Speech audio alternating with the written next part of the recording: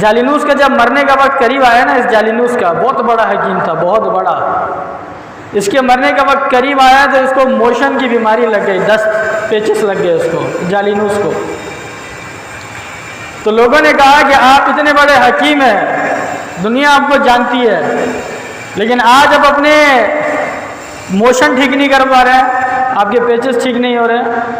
اس نے کہا جالینوس نے کہ میں ایسی دوائی جانتا ہوں اور ایسی دوائی میرے پاس ہے کہ اس دوائی کو اگر پانی میں ڈال دوں تو پانی جم جائے۔ پانی کیا ہو جائے؟ جم جائے۔